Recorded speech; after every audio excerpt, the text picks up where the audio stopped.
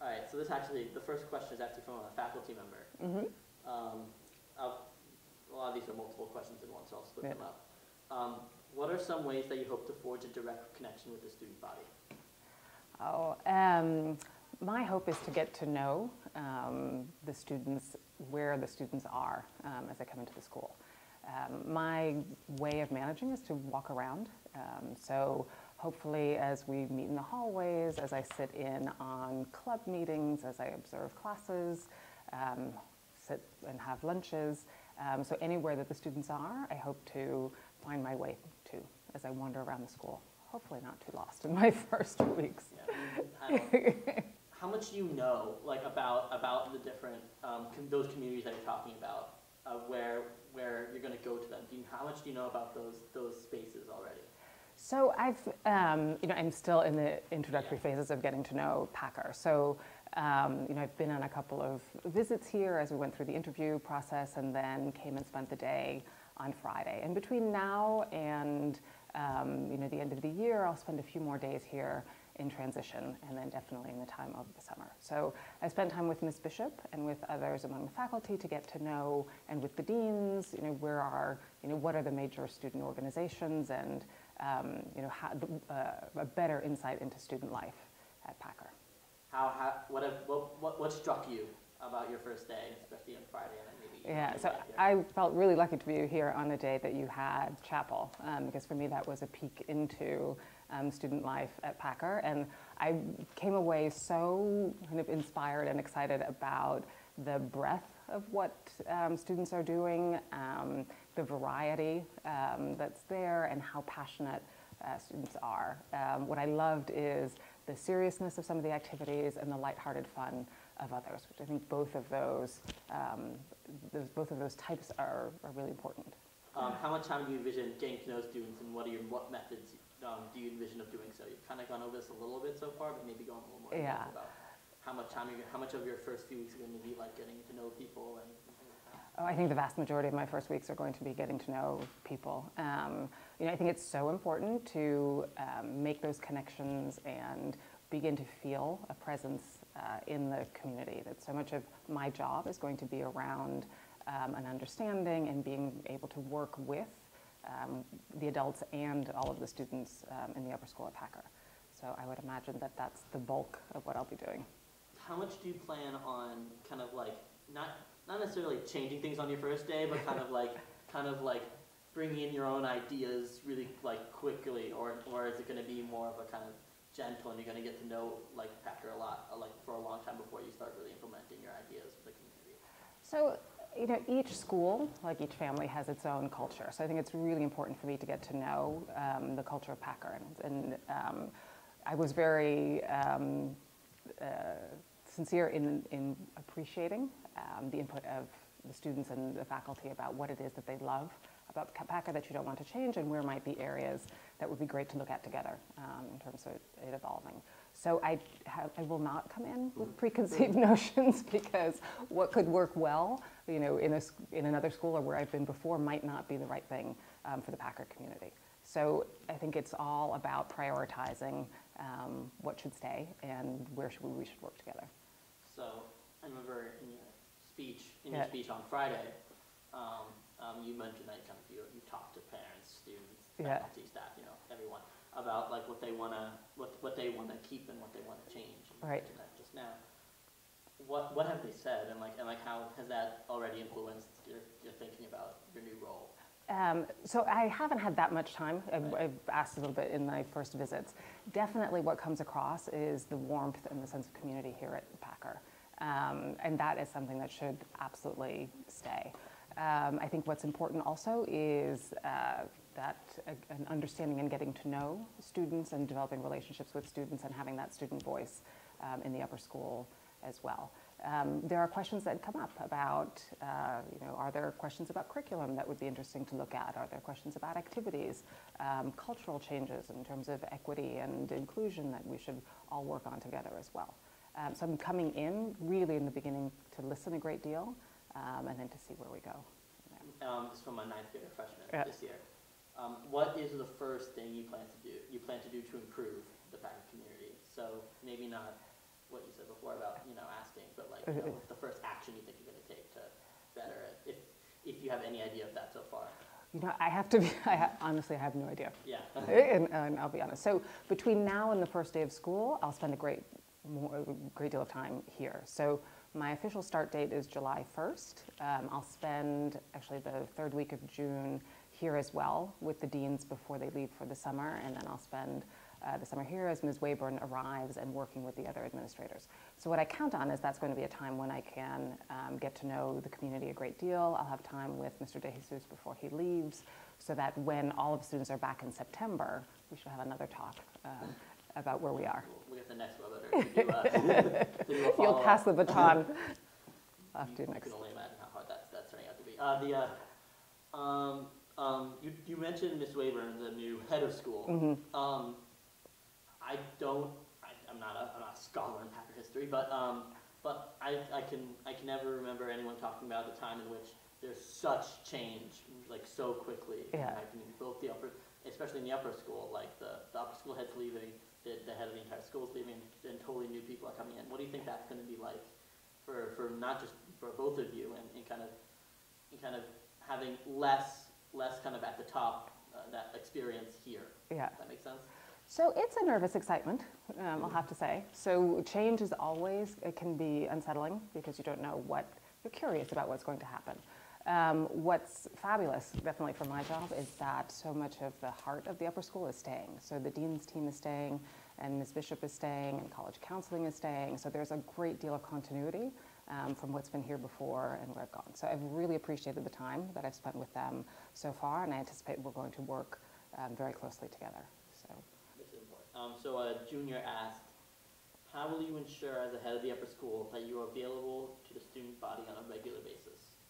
So I will be available both as I go out into the community and then an open door as students would want to come and speak with me. I'm not, and as you'll get to know me, I'm not someone who loves to sit in a corner by myself in the office. So I love walking around and going out. So I think you've obviously met Mr. De Jesus yeah. multiple occasions so far, and I bet if you ask him, he's definitely the same way. Like he's super willing to talk to everyone. But yeah. I don't think that comes across, or like it comes across, but no one really takes as much advantage of yeah. that. Especially because we have the deans. Like you're always taught you always go to your advisor, and then right. if your advisor can't really handle it, then you go to the dean, and it never really goes up to that level. So how do you plan on kind of making the upper school head a more accessible and more maybe useful position for the student right. body? So I think they're both formal and informal, and if I look at what I've done in my current school and how I go, so the informal things I've always done is I always take the stairs, so I'm not someone who takes the elevator. Only the seniors can take the stairs. So exactly. So what I found is that traffic on the stairways and in the hallway are a great way to informally be available and meet people. The other is I have lunch in the lunchroom, and I don't know if most of the students here, and that's something for me still to discover, eat in the lunchroom or don't eat in the lunchroom, but that's something that I plan on continuing to do. So that would be another opportunity that would be therefore informal. I think what's fabulous about the advisor and dean structure is that it means that students always know that there's an adult in the building that they could go to. And that's very important to maintain, but it's also an ability to get in touch with me at any. The upper school head, while more so than let's say the head of the entire school, yeah. but has never really been seen as kind of a place. You only go to the upper school head either you're in trouble or and it has to be something really bad for you to go to the upper school right. head, or maybe you want to talk about something super serious, something that that you want to change about the school. Yeah. Right. And do you think while those are two important roles that the upper school head probably has to play, yeah. Do you see your role kind of expanding from that, being more of a kind of a third kind of dean person, because people hang out in their dean's offices and kind of has that more informal kind of like more friendly relationship, or Yeah. do you see like, or do you think it's even possible for such a so. position too? So there are two things. So first I'm going to answer, and then I have a question Yes. as well. So the first is one, as I had mentioned, I live in the neighborhood, and one big advantage of that is it makes it very easy for me to go to games, go to events at the school. So that's one time that I think I'll be, or one way that I can be very present outside of the school hours itself and be involved in the life of the school. The other that I'd love to hear from the students are ways that you would want to see an involvement from the head of the upper school. Are there places in the day, are there activities that you do in addition to the formal channels that you have? Right. How will you, this is from a sophomore, how will you respond or act about student lobbying for new and improved elements of our school? So like, how will you respond, or how will you see yourself open to maybe criticism or to maybe just suggestions about where students or maybe even faculty want the school to go to? Like, Yeah. I'll finish that. So, I think one thing that's really important to get across is how important open communication is to me. So at this stage, when I'm first, we're still in the early stages. We're in the baby stages. We're in the first, the start of our relationship, I should say. So in that, we're getting to know each other. I've really enjoyed the time that I've spent so far, and what I know is that it'll be through talking and through listening that I can get a deeper understanding of what the desires are, what's working, what we might need to work on together to go forward. And again, especially since I'll be new, it's impossible for me to make decisions without the input of others. So as I've worked over my career, whether that was back when I was in business or now that I'm in schools, is that it is important to take in as much information as you can, consult with others to make sure that all of the voices are heard and you have a full understanding, and then be able to test out ideas with other members of the community before anything is implemented. So I'm not someone who makes decisions unilaterally. I'll make hard decisions when they need to be made. That's part of the job. But a big part of the job also is being a representative and kind of a captain of a team. Right.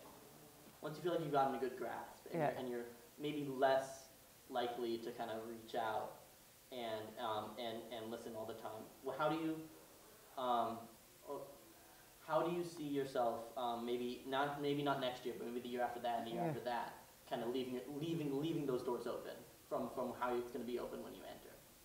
Yeah, so I would hope the doors are always open, and the head of the upper school is a full and complicated job.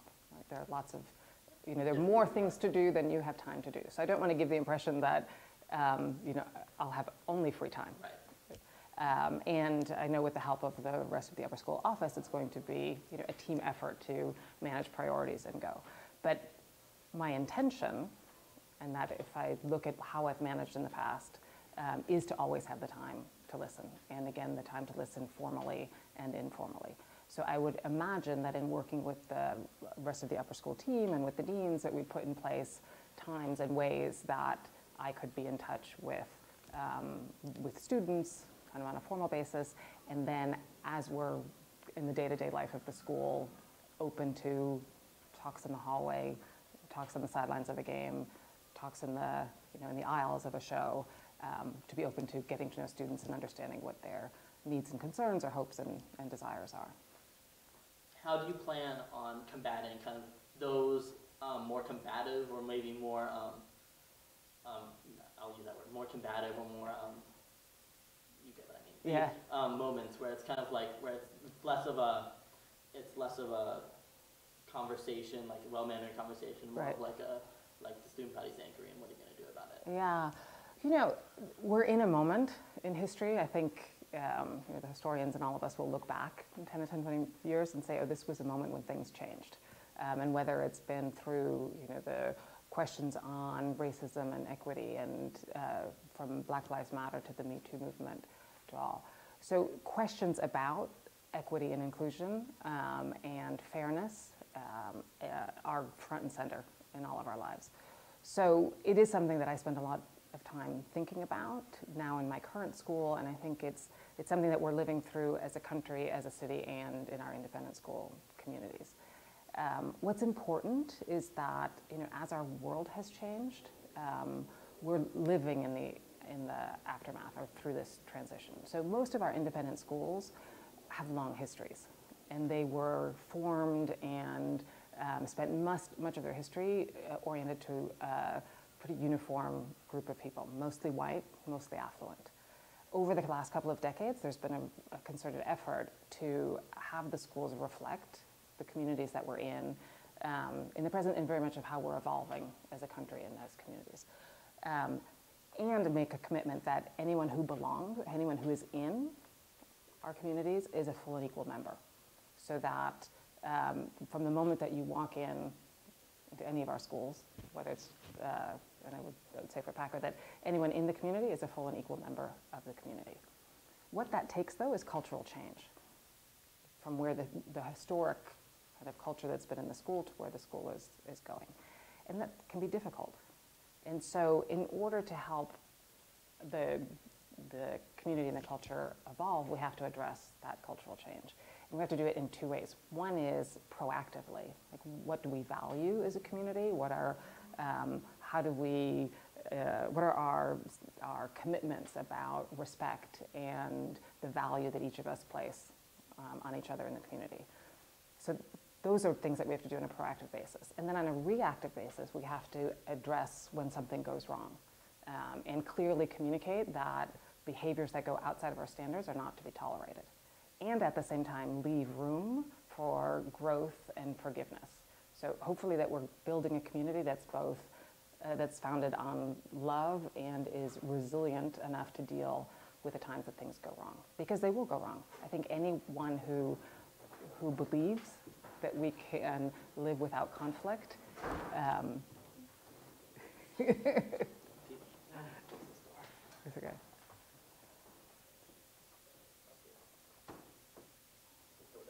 Yeah. So I think we have to be ready, knowing that things will go wrong, and to have the room and the resilience as a community to be able to deal with that. One aspect of those kind of moments when things go wrong, that's no doubt a challenge for everyone involved, but right. But is usually the main sticking point when the administration fails in many students' eyes is through that communication part.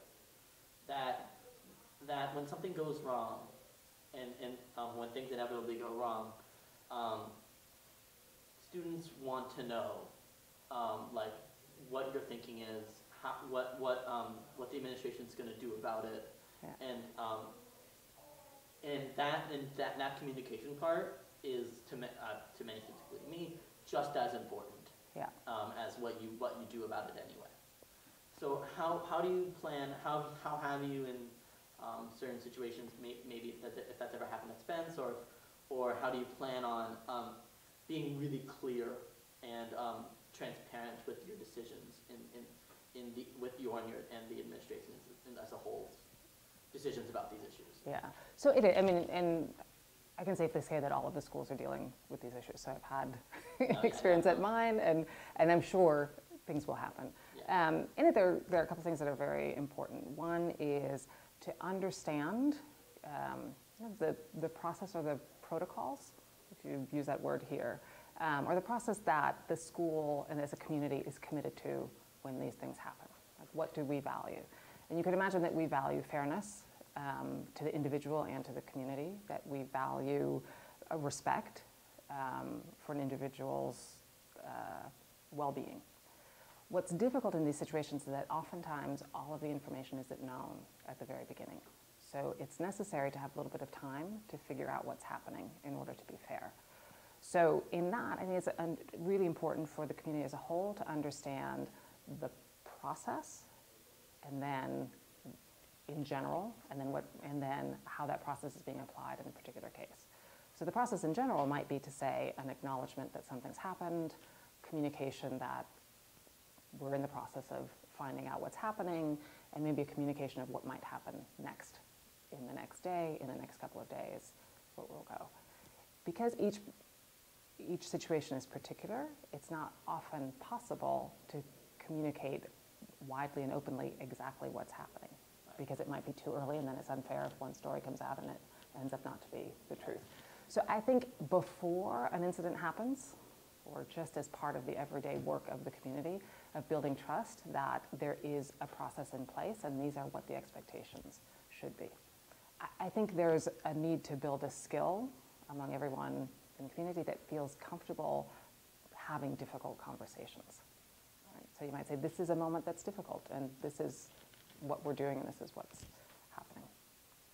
How would you weigh kind of like your want to keep like maybe the specifics of a situation private, and with kind of satiating the community's need for some type of explanation or some type of explanation of what's going on and what's going to be done about it? It's hard to make a blanket, right. to give a blanket answer, because each situation is so different.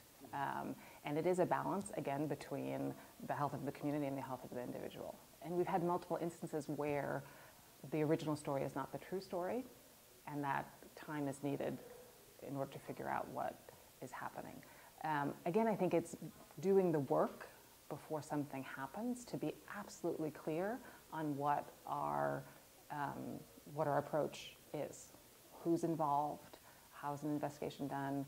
When does communication happen? What considerations are being weighed in order to do that? What will your policies about race be? And is this topic at the forefront of your mind? Yeah, so race is an integral part of the conversations that we're having, or that we need to have as communities now, given the history in the United States and given kind of the incidents that have happened, particularly in our schools in the last couple of months or years. As someone who is multiracial, multicultural, I'm someone who's very comfortable talking about race. It's something that I've engaged in, over my lifetime. So part of my ambition is to help develop and support the development of that same level of comfort among students and other members in the community to discuss the issues head on. So how do you plan on incorporating them, in these student leaders or just students in general, in your conversations, in the administration's conversations, in your decisions related to those conversations in the process? Right. So I think, again, as we're saying earlier, it's early in my early transition. So what I can speak about is how I've worked with students in the past, and I would imagine that it would be a similar approach here. So I believe, again, it's very important to both listen to the voices and support students in the work that they do among the community. So what I would do early on is spend time with different students from different groups, different positions of leadership or not, across the school, in order to get a better understanding of what's happening and a better understanding of the way culture is shaped and way the daily life of students are shaped here at Packer. How will you deal with racism or microaggressions regarding race at Packer? So like I'm gonna leave it at that. Yeah. So I think maybe this we'll use as an intro somewhere in this, that what I appreciate is the ability to sit down and talk and hear the questions and what's on the minds. What I hope is that we can explore, and fortunately if you're graduating it's not going to be you, but who's ever in your position, whether it's PRISM or whether it's through the student council, that we think about the ways that we regularly sit down and exchange ideas. So I think if anyone watches this video, there might be a dissatisfaction in not having specific and concrete answers. At the same time, I think I'm not in a position yet to give you specific and concrete answers. If I did, I think they would be misplaced, because I would be basing them on the situation or the culture that's in another school, or what I have perceived just at the surface of where Packer is. So my hope is that this is an opening. This is our first introduction, and that as the fall comes, that we find a way to have a regular conversation, and that the questions, that you ask the questions of me again, and that they come, that at that point I could give more grounded answers. When you were offered the job, even though you had barely been here, you'd just taken a tour, maybe, why did you want to do this? That's a great question. So,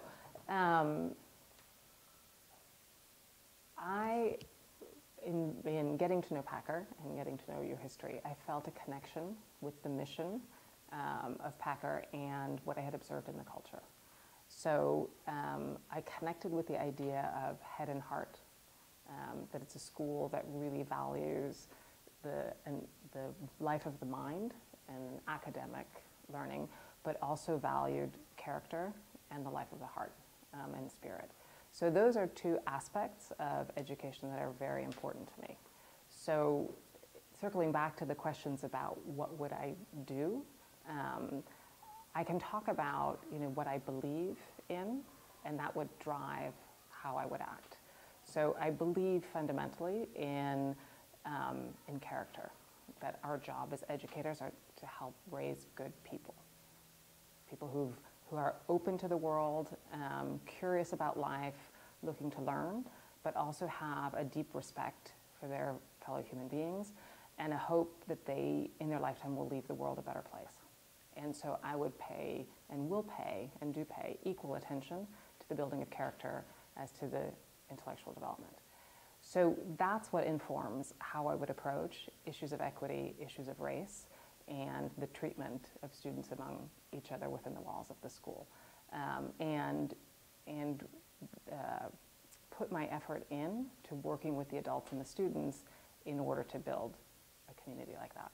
So I can't answer you specifically of how I would handle a specific incident, but I can assure you what values I would have that would drive my decisions.